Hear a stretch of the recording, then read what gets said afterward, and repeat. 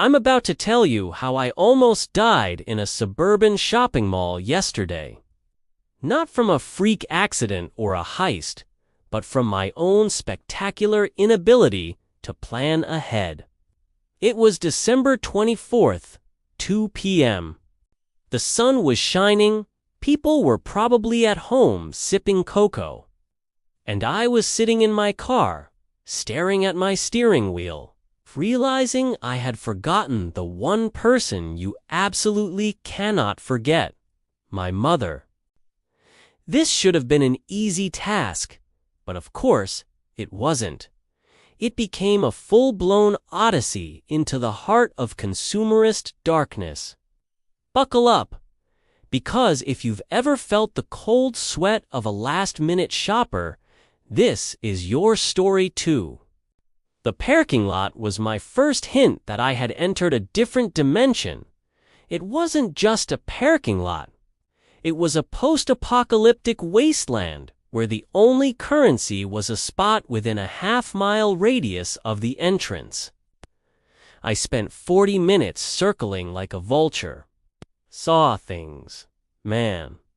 I saw a grandmother in a Lexus cut off a teenager in a Honda with a level of aggression that would make a Roman gladiator blush. I finally found a spot in Sector Z, which I'm pretty sure is technically in the next county.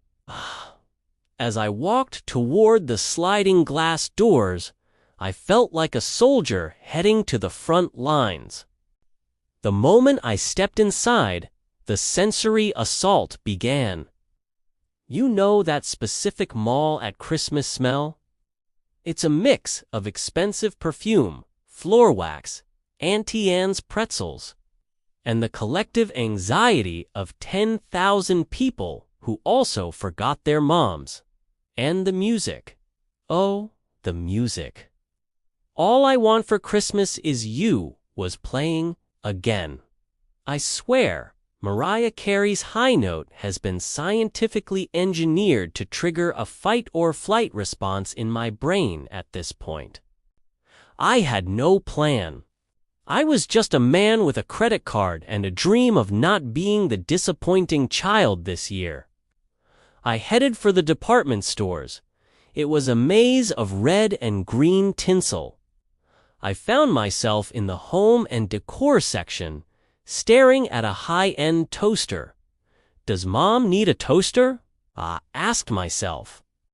Does she need a toaster that costs more than my first car? No. I moved on. I passed a kiosk selling those wooden puzzles that no one ever solves. I looked at a foot massager, 3,000, that looked like it was designed by NASA for a split second.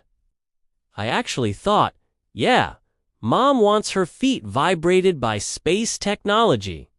That's when I knew the mall madness was setting in. The gift desperation phase is a dark place.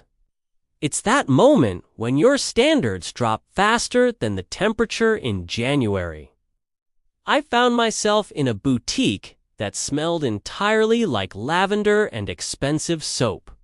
I picked up a candle that cost $40. It was called Midnight Jasmine Whisper. What does a whisper smell like, Alex? It smells like failure. I put it down. I saw a man nearby clutching a giant plush unicorn and weeping silently. I gave him a nod of solidarity. We were brothers in arms. By 3:30 p.m., I was losing my mind. I was sweating in my heavy winter coat because the mall's heater was set to surface of the sun. My internal monologue was just a loop of why are you like this? Why didn't you do this in November?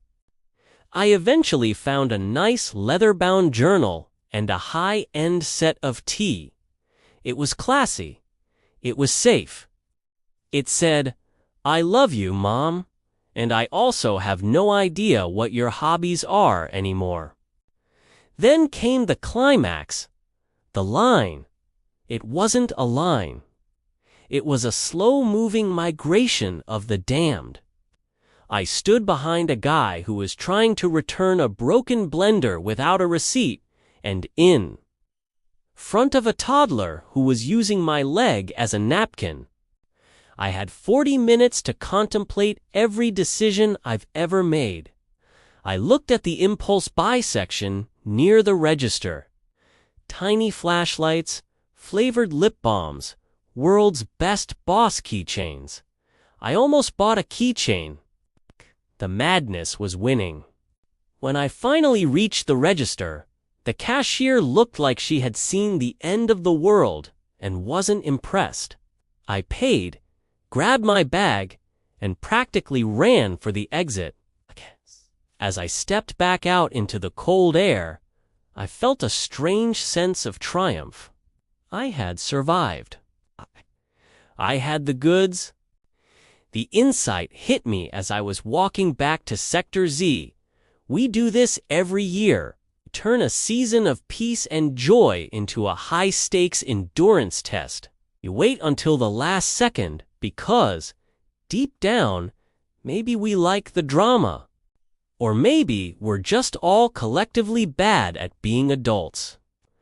The magic of Christmas isn't the lights or the carols.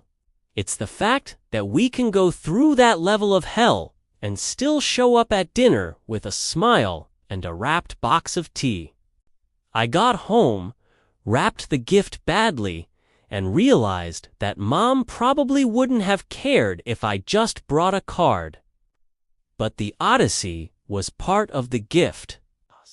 The sweat, the Mariah Carey, the Sector Z parking, that was my tribute. Next year, I'm shopping in July. I'm lying. I'll see you in Sector Z on the 24th.